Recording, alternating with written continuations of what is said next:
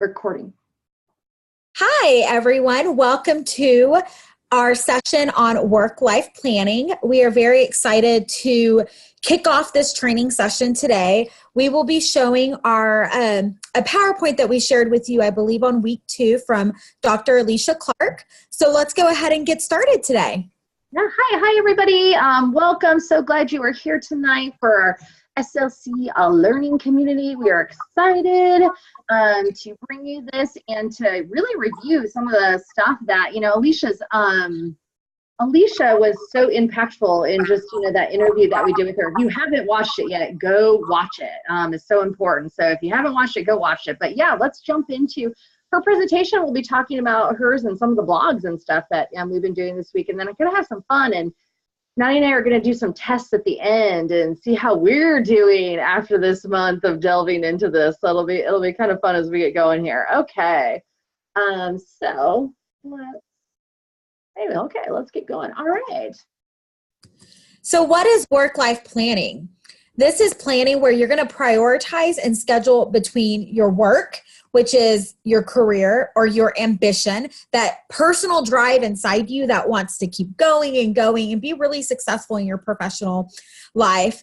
And then you have your life. So your life is your health.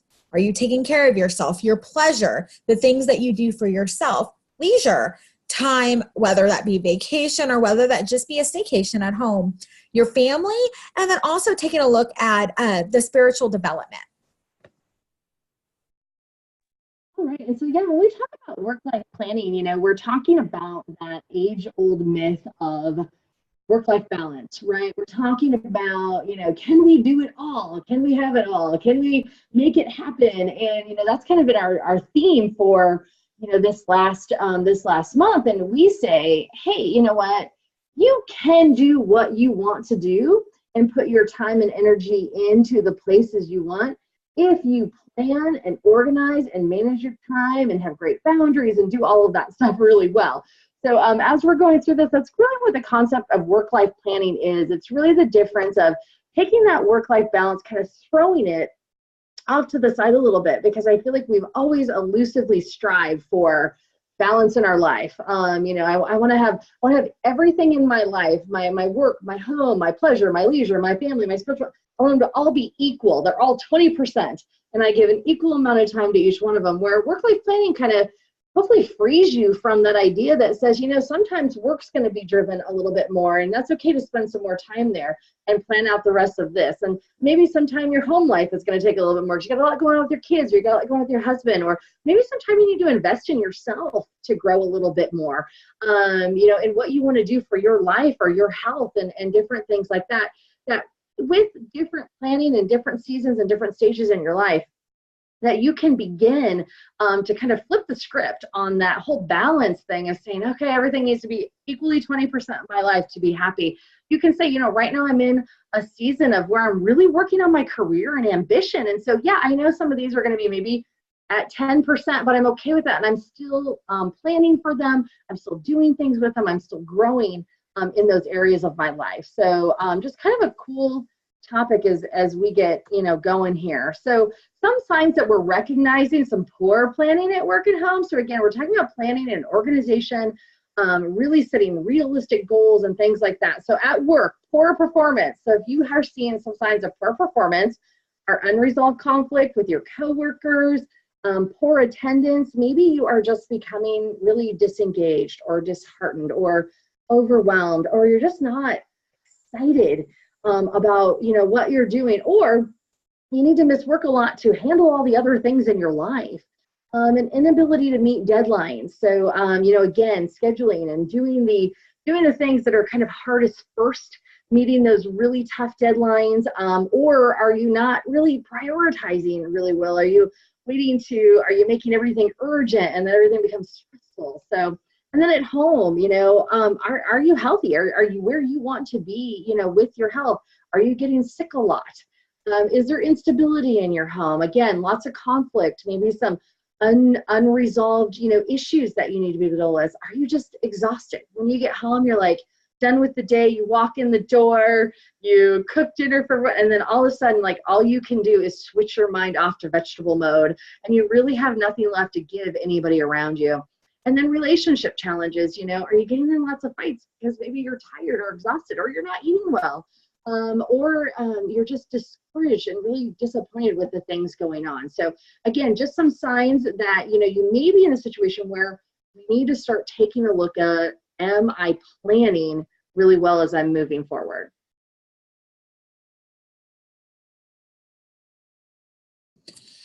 And then one of the things we want to take a moment and look at is really time management. So I always tell people the hardest thing about sometimes planning is really managing what that time looks like and taking out those pieces in your life that really disrupt your time and keep you from being progressive. So some of the suggestions that we have is to understand when to delegate, balance scheduling and commitments, and then aware of your priorities. And so this is going to be everything within so this isn't just specifically for work or specifically for home, but understanding when to delegate, when maybe at home it's, okay, I need my husband to help with something, or I need my children to maybe take on a little bit more responsibility, or at work, not being the one that says, I'll take it, but stepping back and saying, you know what, I do need some help. I can't do everything. We are only human and only can take so much on, but understanding when is the appropriate time to delegate. Then again, balancing the schedules and the commitments.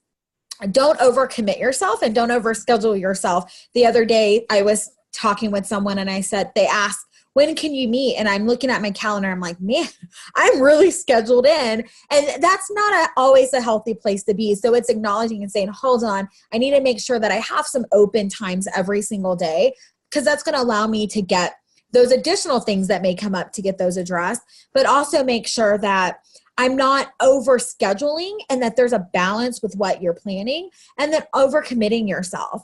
And then just a little more focused and aware of our priorities.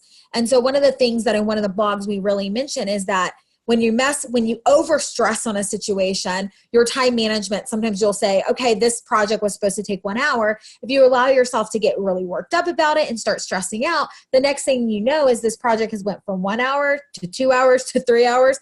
And then your priorities are jumbled. But it's really stepping back and saying, this is how I'm going to manage my time. These are what my priorities are, and being aware of what those are and really placing a focus on those so you can be successful with them.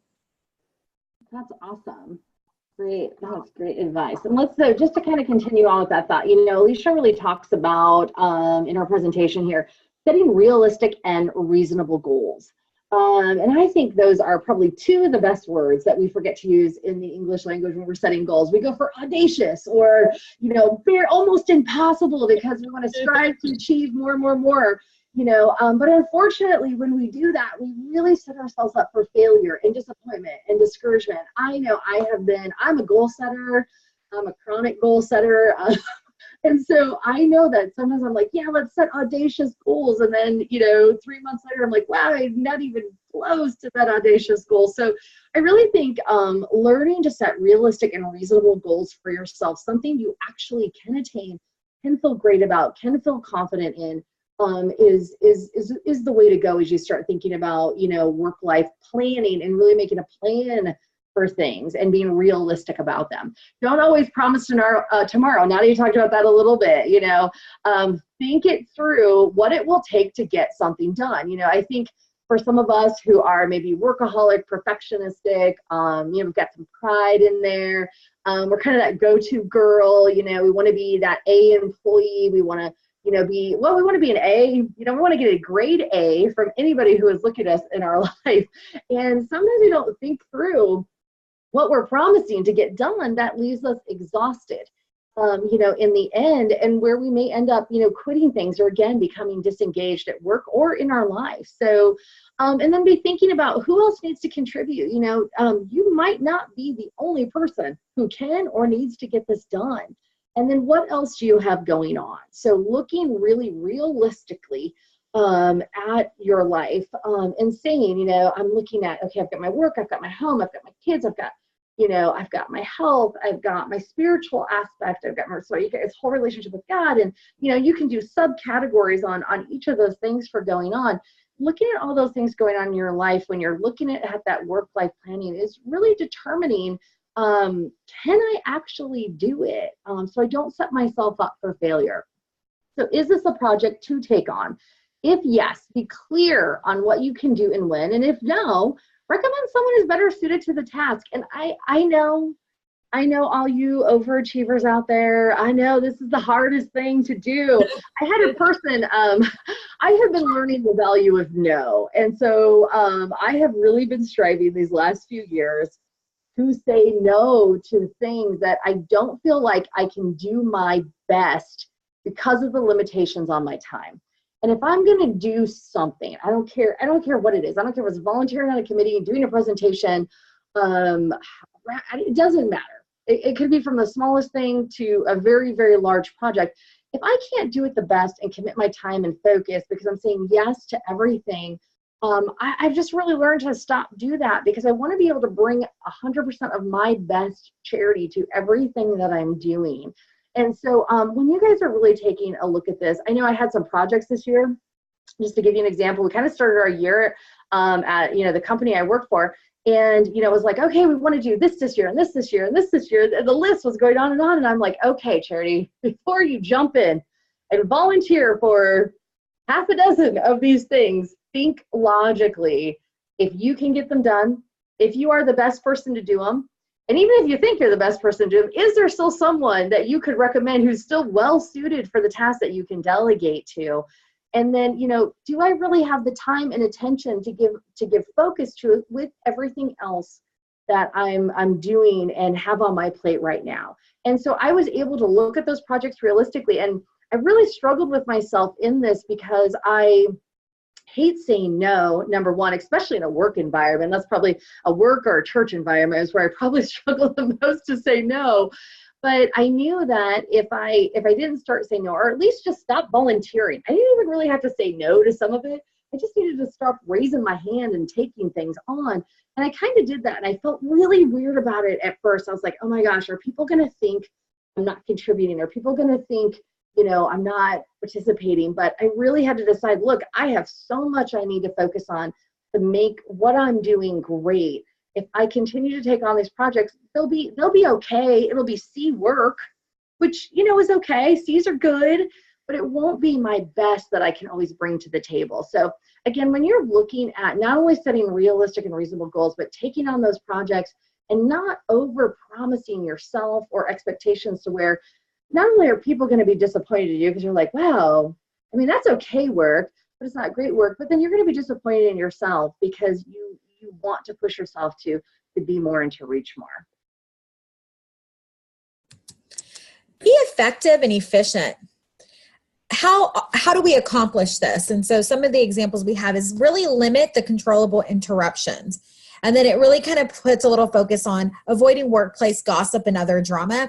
I will tell you, the most inefficient teams, or the times that I've seen a lot of things just kind of hit the barrier, is really when we allow workplace gossip and drama to affect our work time. So one of the biggest things that we could give you is limit that, control that. Do not let those be interruptions that come into and affect your workplace productivity. And then another one for your work is take healthy breaks, whether this is walking, stretching, using PTO or vacation time. And I will tell you, one of the things that I'm sure you're all familiar with is Serenity leadership really does focus on the value of a retreat, is that time that you're really stepping out and spending that time to focus on yourself, whether that's because you really need that time of serenity or whether that's because you just need to step away and revamp and reprogram your mind, refocus, set new goals for yourself. And so one of the things when, Charity and I really focused on serenity and leadership is what do we want to accomplish and what do those goals look like for even our business organization? And one of the top things were really that take those healthy breaks and really focusing on to be the most successful leader that you can be is really finding that time to step away and take those retreats. And both of us could tell you all day long that it's those moments that we really do take those times to refresh and refuel, that we are better versions of ourselves. We're able to plan better. We're able to be more effective and more efficient.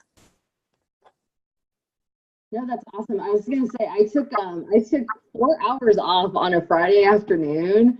It was the best. It was like I left work and like all these emails kept coming and I'm like, you know what? I'm just gonna take the afternoon off. And I went and had like a charity day and it was amazing. And I just can't stress this enough about taking healthy breaks. And then today at work, I was like, I mean, I was in my own head and I was kind of like struggling to get refreshed. So I went for a walk, man, and I just walked around our building and just like took in some fresh air and just kind of cleared my mind out a little bit. So yeah, we certainly, I mean, if there's anything about Serenity, we really believe that taking those, again, strategic breaks in your life, whether that be a great retreat where you can get away and do some of this planning, really look deeper into the things that you need to work on. Maybe from the surveys we're going to go over today, just some stuff you need to do. But oh man, I just did that the other day and it was great. So Nadia, thanks for bringing that up. That's I love that. That's definitely awesome. Okay, let's talk about setting boundaries. Yikes. Okay, there have been books and books and books written on boundaries, and there's so much good material out there on setting boundaries. So here's what I'd say about setting boundaries. I think we get a little bit we get a little in trouble when we start comparing ourselves to other people in whatever we're doing with work-life planning. So, so when we're looking at boundaries, like, oh, that person has this boundary and this person has this, should I have that boundary? And I think this whole journey with work-life planning is doing what's reasonable and achievable to you. What boundaries do you need to set in your life? When do you need to say no? When do you need to say yes? When do you, for what you want to do and where you want to be? So setting boundaries and just thinking about that a little bit, in a different frame of mind of what is reasonable, what's achievable for you, not the person sitting next to you, and what they're doing in their life, whether it be career, whether it be health or whatever. We're all in different seasons in our life, and our work-life plan should be tailored to what we're doing and what we need to accomplish in that season, that we're in to get us through. And then technology, oh my gosh, don't get me started. I don't even know where to start on that. Now we're just both technology lovers, but I'm looking at the technology and I'm thinking about there are, the truth is there are benefits and benefits with technology, but there are just as many pitfalls with it. And I think the number one thing we see, and it's kind of highlighted at the top, you have the awareness. It's really being aware. It's understanding, what is your pitfall? What is what boundary do you need for yourself? So if you're that person that, can't not look at your email every time it beeps, then you maybe should silence it when you're at home. So you're not looking at it every time that it beeps. Or you're that person that feels the need, if you wake up in the middle of the night, you have to look at your cell phone and see what emails came in from, the time you fell asleep till 3 o'clock in the morning. The cell phone right by your bed, but it's acknowledging, who am I? Who am I? Being aware of who you are, and then putting in boundaries with these items such as technology, because I think that that's probably one of the biggest struggles that I've personally had and I've come so far with. But the number one reason that I was able to really understand, okay, what is the benefit of technology? What can it help me achieve? But then also, what is that pitfall? And whether that's for myself or, boundaries and awareness that I put within my family, I'm now making decisions to mitigate that, to make that better, not let it be something that harms me, but something that helps me become more successful. Oh, that's awesome. Work life, you are the center of your plan. So Charity was saying earlier, and you're going to kind of hear the same thing come through us quite often, but it's your plan. That's the really great part about this. It is your journey. It is your plan, and you are the center of it. You need to be realistic. Don't take too much upon yourself. You need to maintain the balance in a balanced way, but the balanced way that is for you. What are your priorities? What are priorities in your work? What are priorities in your career? And then you need to work that and keep it under control because it's your plan. You're the center of it. Your goals, your aspirations, it's you. Charity, she hit it on the head. Don't look at what your coworker does. Don't look at what your supervisor does. Don't read books and think, man, I wish I could do it exactly like they do it. You have to be aware and understand where you are and what your journey looks like, and then put together that plan that's going to make you be the most efficient and effective.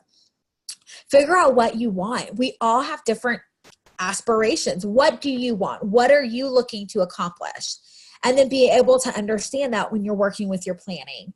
Admit that you have a problem. You know, I could go on all day about work-life planning, and I would say there were probably about 3 years ago where I could have said, hi, my name is Nadia. I'm a workaholic. I mean, there's no other way to put it, but put it just like that. And I had to admit that I had a problem.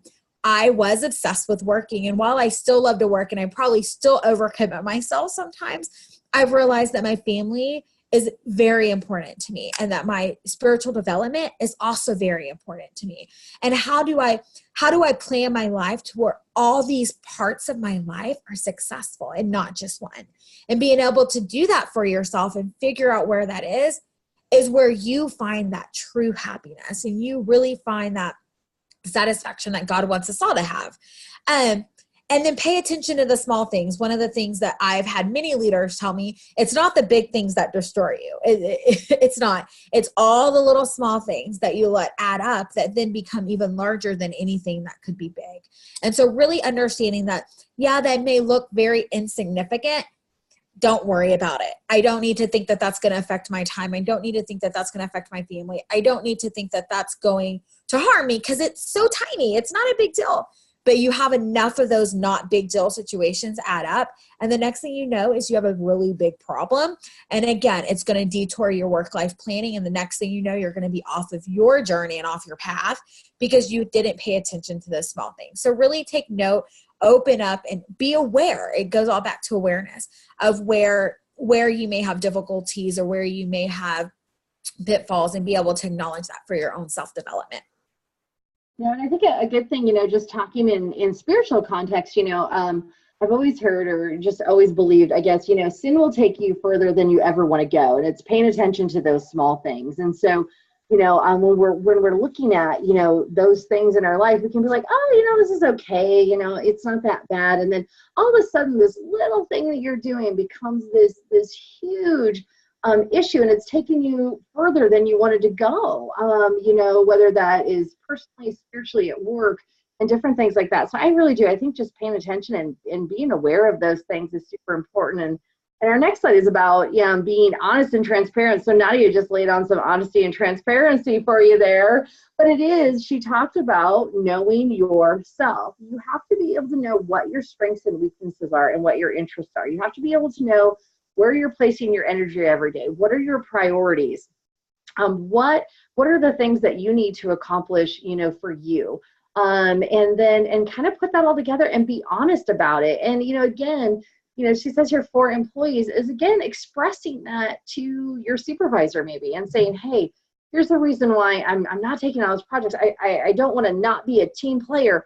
I feel like, I have all of these things that I want to make really great, and just being really honest about those things, in your life as you're working through them. But, we can't talk much anymore about emotional intelligence. I know we talked a lot about that, but, emotional intelligence, if we go back, to last month's topic, was really about self-awareness, and to be able to really plan these things in your life really well, have great time management, have great strategic pauses, have, be able to have, again, some of that fluctuating balance in your life is really being self-aware of what's going on inside of you and what's going on around you. So again, if you haven't done that emotional intelligence stuff, go back and look at the self-awareness and self-management pieces, because those really also play a lot into our ability to make this happen for ourselves. So give 100% when at work, limit interruptions, maximize efficiency and productivity. Yes, yes, yes. So we all want to give 100% at work.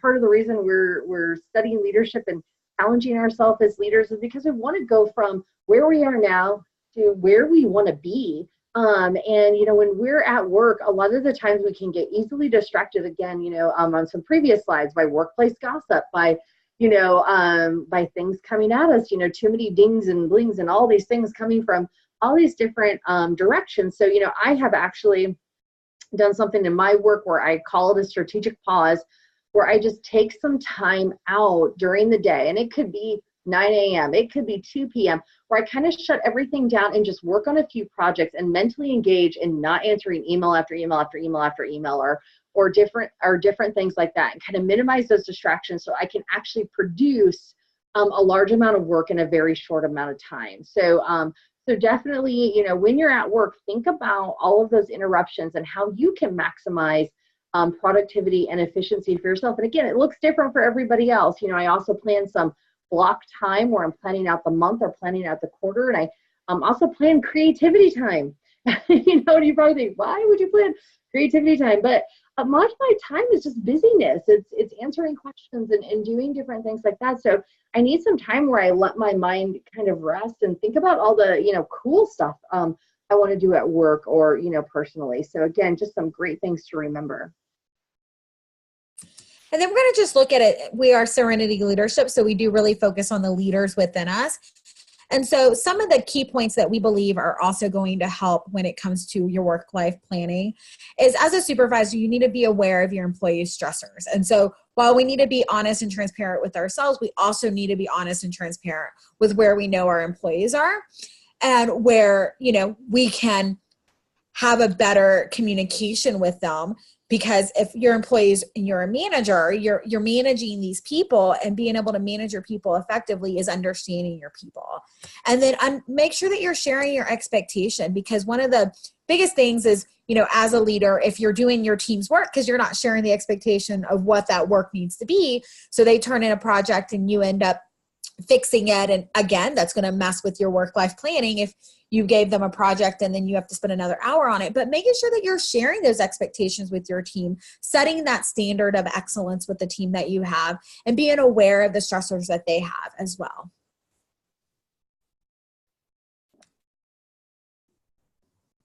So if you're noticing a little lag time in here, we're trying to be very careful with our mute so you guys get the best sound quality when you go back and listen to this. So, because there's a little bit of lag time, we're sorry about that, but we want you to be able to hear everything really well so it doesn't get annoying in the background. So, okay, why is this all important?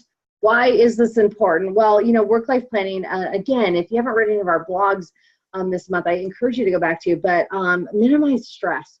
The more planned you are, the more organized you are, the better you can manage your time, the more you're taking some strategic pauses, the more you're looking at all the different aspects of your life and figuring out what season am I in, what do I need to do in these areas, what am I focused on, what are my goals, and what am I doing, the less stress you will actually have. Instead of feeling like, I feel like a roller coaster, like you're spinning, maybe your life is feeling a little out of control, you've got all of these things to do and you're not quite sure how to get everything done. And so definitely planning and being more organized can definitely help you minimize stress and improve production.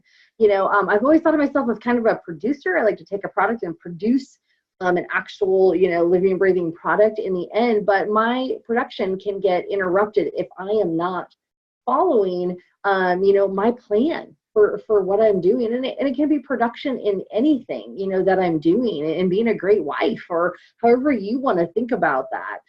Create opportunities. So it does create opportunities. It creates opportunity for you to have more happiness is what I think. It allows you to have more time to say yes to things that you never thought you were going to get to say yes to, or at least you're saying yes to the things that you really want to give your time and your energy to, so that, again, you can be the best version of yourself for everyone that you come across, whether it's your work life or your personal life. And so, in Serenity, above all, seek happiness. I mean, obviously, it's in our name, man. That's what we're all about it, It's a state of being calm, peaceful, and untroubled. And so, a lot of these things that we bring to you are because, hey, we kind of struggle with them, or have struggled with them in the past, or know it can be, quite an issue for us. And our title just means, hey, calm, peaceful, untroubled leader.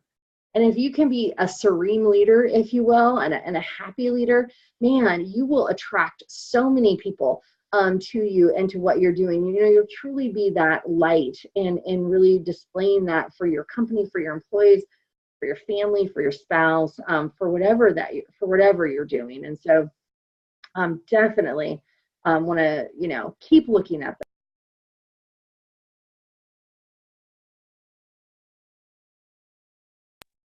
Okay, so I think we're going to jump into, that's kind of the end of Alicia's PowerPoint. We just wanted to go through that with you because we didn't know, we put it on our resource page, so it is available to you if you want to download it and take any notes or anything. But we didn't know how many people got to see it or actually go through it since we did the interview with her, and we just wanted to spend a little more time on it. But now we're going to do something a little more challenging, probably, I don't know, probably a little more vulnerable. But so in our blogs this week, we put in some time management tests on how are you managing your time, or really an assessment, not really a test, but how are you managing your time? And then we did one on how would you rate yourself on your satisfaction on what's going on in your life. And so Nadia and I are going to kind of share our scores and kind of the different things that we're working on. So Nadia, how did you do on the time management questionnaire? Where are you? So on the time management, I was actually at 43 points. So that specifically tells me that you probably own a Franklin planner and have organized your sock drawer. I found that pretty hilarious because that is a true statement. It's not actually a Franklin planner, but I have a pretty amazing planner that I got for Christmas. And I have my calendar that is that I carry with me. So an actual paper calendar. And then I actually have two. And then I live by my calendar through my Google, my email. And so I think one of the things that, you know, I've always felt that my time management personally is good. I'm able to understand, prioritize. I work well under pressure. And so it's not something truthfully that I've had to really probably battle with in my professional career at all. However, I do think that there have been times in my life, and that's probably why I think I was around that 43, is because I think sometimes I do get that balance, that time management at home. Sometimes it's like, oh gosh, I've got these things I may have overcommitted myself in, or, you know, I do have 3 children. So there's always something that's happening with your children. You want to make sure that your children are all taken care of and that they have everything and they get to be a part of the things that they're passionate about. And so sometimes I will catch myself just forgetting, oopsie, you are supposed to go there. And it's on my calendar. It tells me, and it's like your day can just kind of get away with you, or you're just like, I need that moment. And then it's like, oh man, I feel really rested. And it's like, oh, it's because I missed the practice. And so I do think that we all have those areas in our life that we have some opportunity for. And I think we can plan to the best of our ability, but the truth of it all is we're not perfect. And that's the great thing. I think that's the most, look, see, someone just woke up from a late nap. She's going to lay right here. Yeah, it's okay. You know, just all the things that we're passionate about in our life and the things that we want to do that are so self-fulfilling is really understanding that we can't do everything and really being able to manage that time that we have. And so, and know that all of our time is valuable. From the minute we wake up until the moment we go to bed. You know, we're only on this earth for a very short time, and we want to be impactful. And so I'm very blessed, and I feel very fortunate. I do understand the value of time, and I've been able to really, for the most part, manage. But I think at the end of the day, I think there are times that it's like, I just need to take it off the calendar for the day, or I forget it.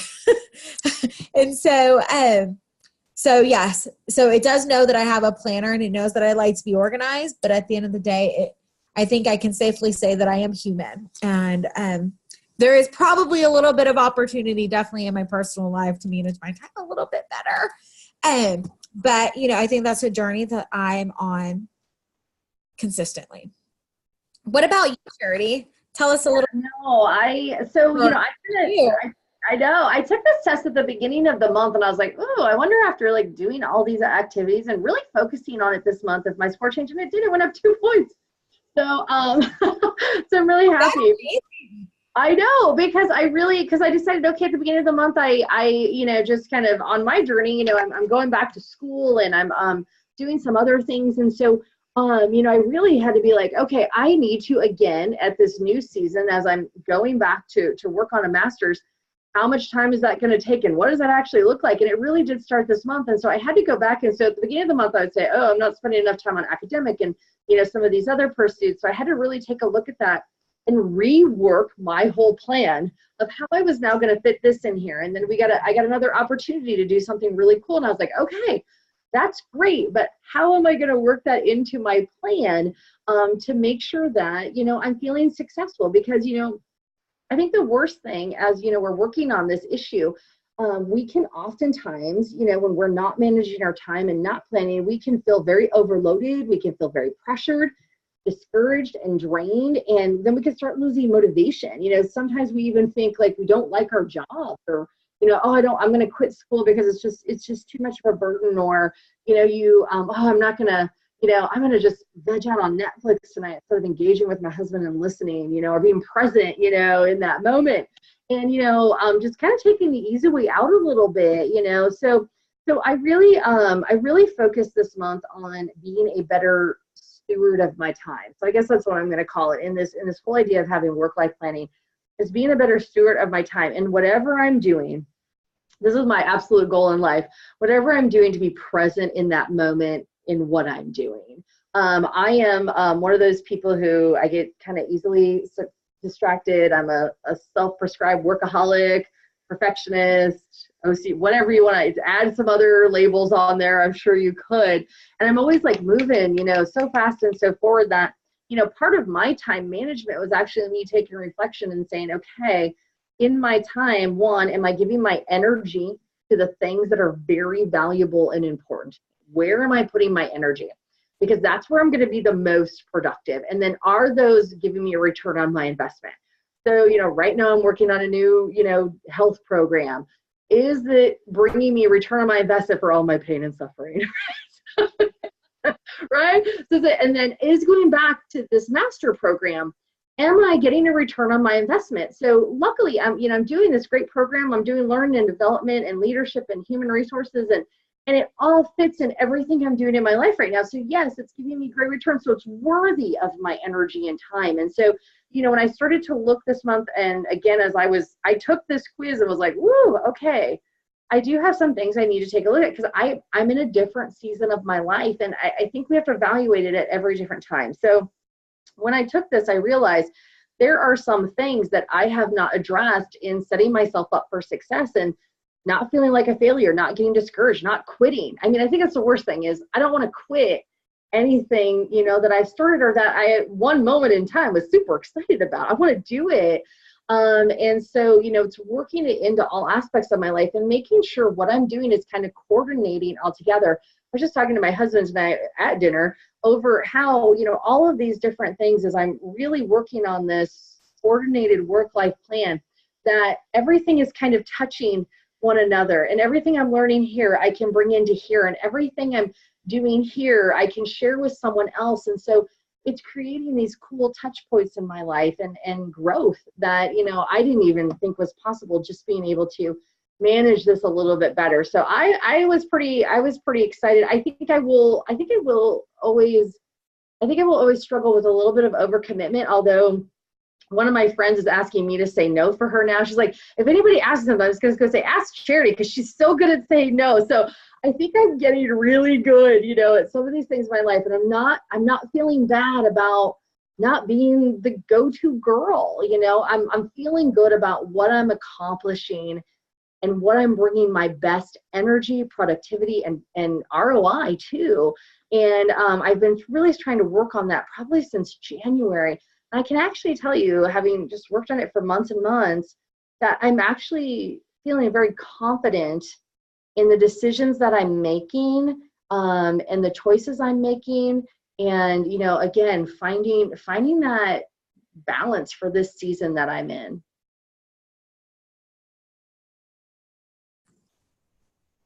Awesome.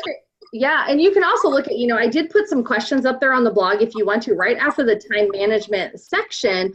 it's just kind of a challenge to you guys as you start this journey, is, I kind of expressed that, I had to kind of relook in March, my world changed. So my goals had to change, right? So there's a bunch of questions on there. We won't go over them because they're really just kind of personal questions for you. But are you clear on what you want to do? Are you regularly readdressing this in your life? As I said, I had to go, whoa, I've added in 2 huge major things into my life in March. I need to reassess what my plan looks like. Are you prioritizing? Are you clearing out the clutter? I know everybody's watching that new show on Netflix. What is that? Are you watching? I can't think of her name, but it's all about, clearing out the clutter in your life. And does what is in your home spark joy for you? Because if it doesn't, you probably got too much stuff. And so kind of an interesting concept there. And then, are you able to turn it off and be present in the moment? And so, those are kind of my challenges, for everyone. Are you doing time blocking? Are you prioritizing? Are you strategic pausing?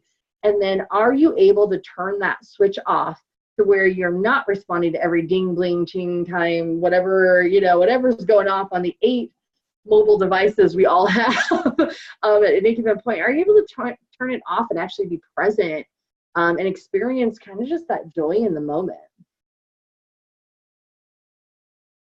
On week 3, we also had some, I wouldn't say there were questions, kind of still another little, where are you at? And so it asked multiple questions that were from health, family, friendships, career, personal development. It kind of goes on for a bunch of topics. But what Charity and I wanted to do is kind of just be open. This is just this dialogue of being open and honest and understanding and being aware of yourself. And so we wanted to talk a little bit about maybe the areas that we didn't score as well in.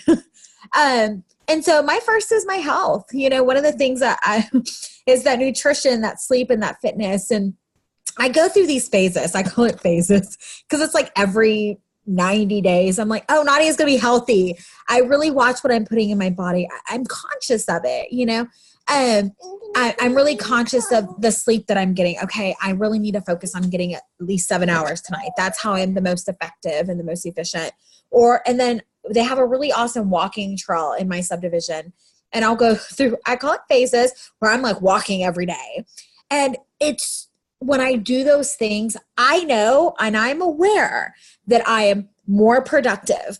I have more energy. I feel like my stress level, with your body, you got to think we're women, we've got bodies, we've got hormones going on. And those times that we we really focus on our health, there's always that little rough patch at the beginning when your body's saying, what are you doing to me? But then once you get past that, you realize, man, I've got this burst of energy and I feel really great about everything. Or when you're really getting satisfied with just feeling healthy and knowing I'm taking care of myself and I'm investing into my health.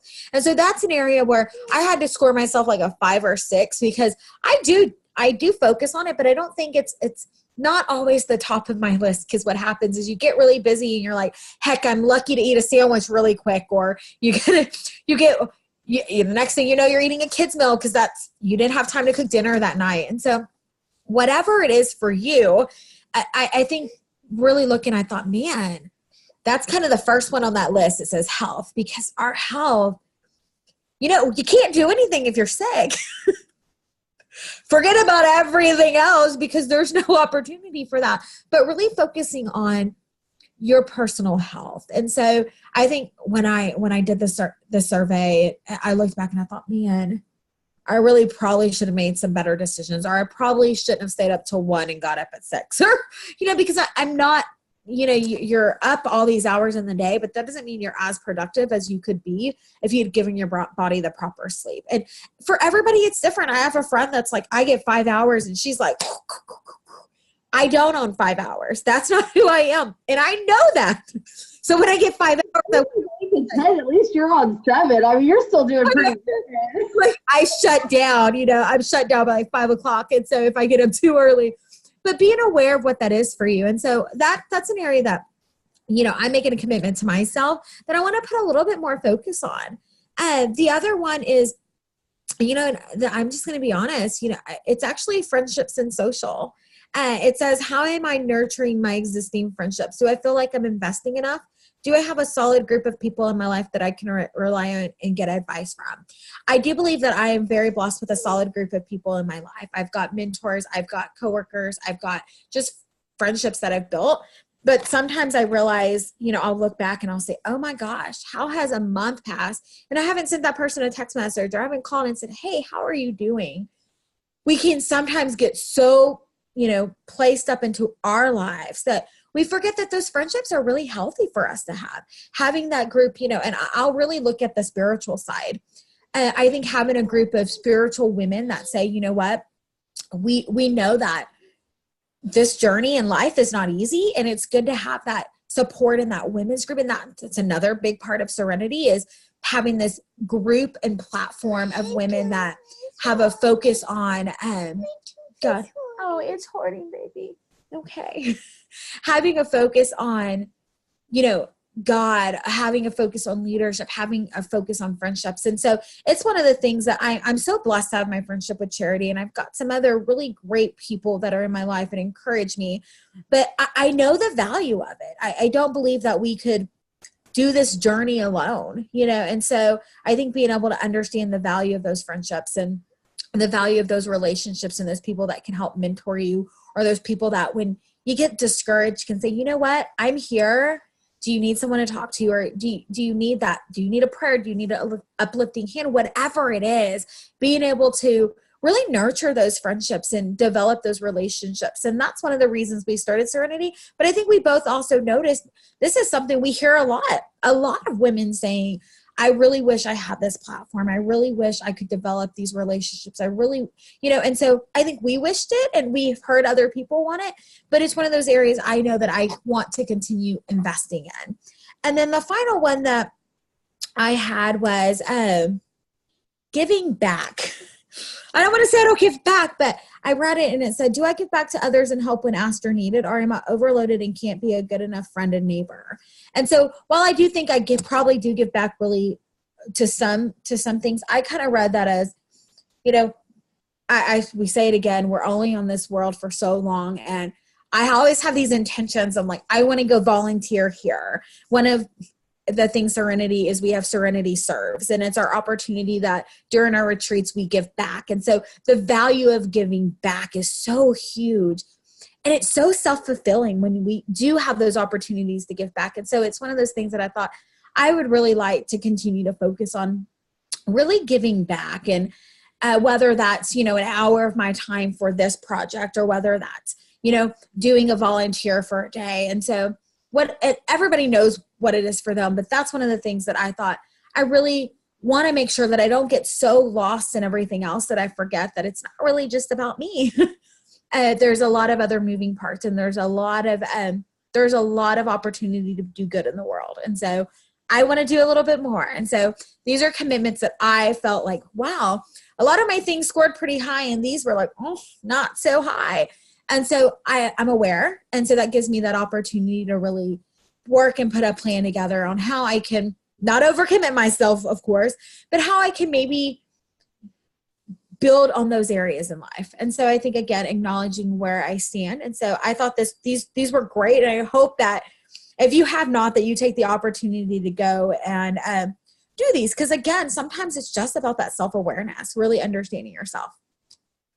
Yeah, it's funny. We have several of the same ones. So I was like, well, maybe I'll pick some of my other lower scores. Because this really it's a satisfaction with where you are. There's no right or wrong answer to this, just like there's no right or wrong answer to how you do your work-life planning, all these things. So there's no one's judging you, based on this. It's really what you want to do and where you are. And so health was one of mine too. I'm in the midst of like a sugar detox thing, and trying to, get a better handle and better balance on that. I'm a very emotional eater. And so I'm actually, working with, just really trying to deal, through that process so that I can have more energy. Like everything about health for me is really about creating energy. Kind of like Nadia said, like, when I'm not eating right, when I'm not sleeping, when I'm not even walking, like forget like going to the gym, just out like walking in the neighborhood and stuff like that. When I'm not doing those things, my energy just depletes, my creativity depletes, my productivity depletes. And so I know for me that, I have to be at a certain level. I've kind of rationalized, I'll never hit my goal weight. I think that was like 20 years ago or whatever. So I'm just giving up on that, which is okay because, I don't care about that anymore. I'm not trying to hit a goal weight or, again, trying to compare myself to someone else. I'm really just trying to say, for what I need to do in the day, for what I want to accomplish, how much energy do I need to do it? And can caffeine fulfill that? Can sugar fulfill that? Can you think?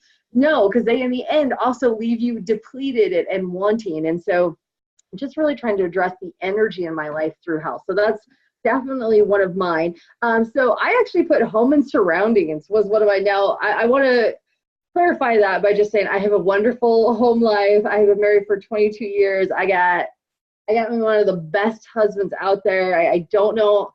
I truly don't know how I got so lucky, to be, honest. Well, actually I do, God intended it and made it happen for me. And I'm so thankful, every single day. But my husband runs a business out of the home. So sometimes when I'm at home, being my wonderful introvert self, it's hard for me to feel positive when there's staff running around and dogs running around and dogs barking and things happening and constantly getting pulled into conversations, or, hey, I just want to watch a TV show. Like, I just want to sit in my living room, just watch TV. But we have staff and it's a 24/7 business that we run out of our house. So it gets a little crazy. So I've actually just been trying to work on how I can be happy at home and with the things I'm surrounded with. So I'm happy in my home and in my life, but my home has now, because my husband is running a 24/7 business from our home, it's changed really my whole life. In a way, I'm truly an introvert. And so when I come home, I like quiet, I like peace. I don't have any children. I don't enjoy noise a lot, so it's very serene at my house generally. But since Steve has been doing this business, it's a lot of dogs. Not anymore. She's like, I'm not like a child. It is. It's dogs. Crazy. It's crazy. We have 12 dogs here. I mean, it's crazy at any given moment. And so I was getting to a point in my home life where I was getting like angry. I was like, I just got to hide out in our bedroom all the time. I got to hide out in my office, and I couldn't enjoy my home. And so I've really been working to figure out how to take steps to enjoy my home, when I can utilize my home, when Steve and I can have some time together, since he's also working so many hours now. And when I do actually need that downtime, that's just charity time that I got to absorb for myself. So I have been going through that journey the last 6 months, because 6 months ago I realized it was like, great, it's the holidays, of course, the weather's horrible and everything, but I realized that I have a really bad attitude about my home and what's going on. So I've really been trying to work to do that. Giving back was definitely, one of mine too. I do believe, we are here to be the light, and we are here to give, and we're here to share Christ and to know him and to display him and to live that out in our everyday life. And I don't know that I do a great job at that all the time. I don't know, just being the selfish human being that I am, who has, all these different things going on at all these different times. If I, am always looking for opportunity to give back. I can be asked to, or I can volunteer, I can do that type of stuff. Or, hey, if I'm organizing something, I'm great at it. Yeah, great, I'll jump in. But am I looking for opportunities to give back when it's not expected, to give back when someone hasn't asked for my help, and different things like that. So I was kind of just challenging myself on that level of, we are only here for a very short amount of time, and what impression and what impact do we want to leave, not just of ourselves, but of those people around us, and how we treated them and how we impacted their life, hopefully for the positive and for the better. So those are definitely, some of my challenges and some things I've been working on. I've actually took this test last year. It's not really a test. I keep calling these tests, and I don't know why. It's like, maybe because I'm back in school. I don't know. We got I'm like, I don't really know what to call it. Survey, test. like, yeah.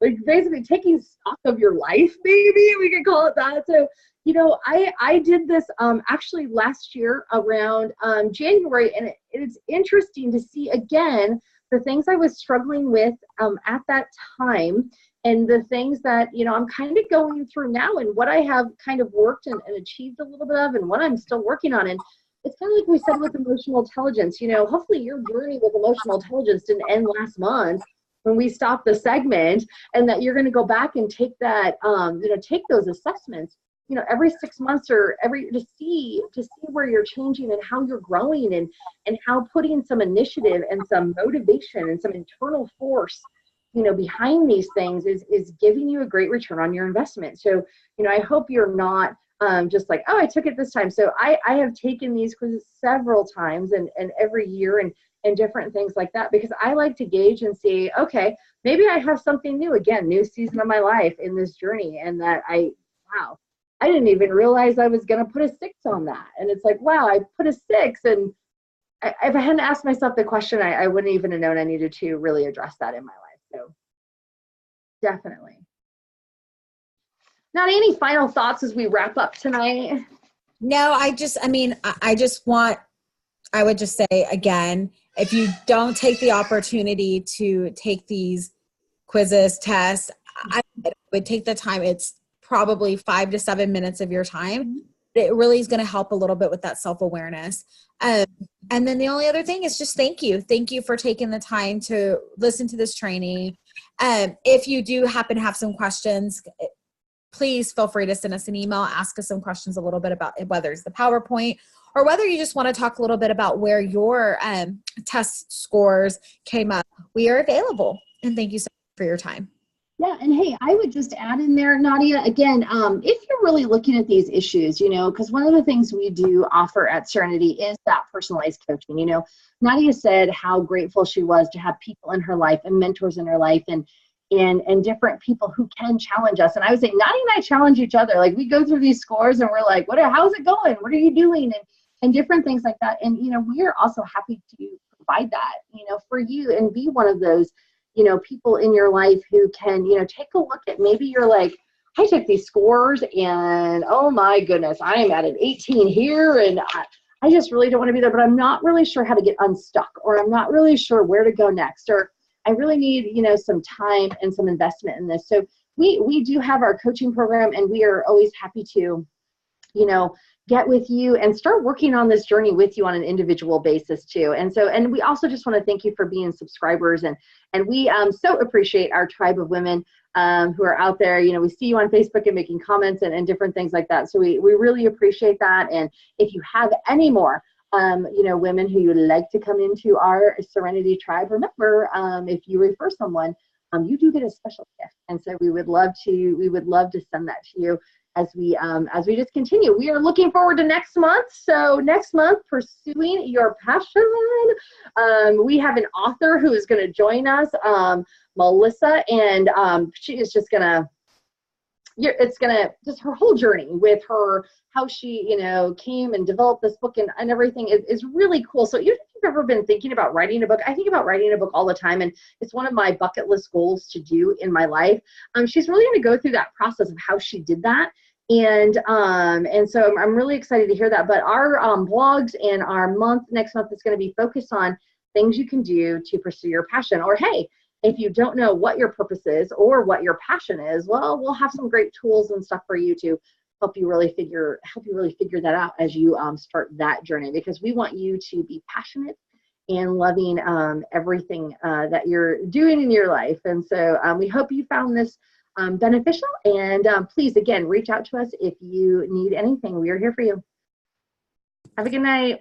Have a good night.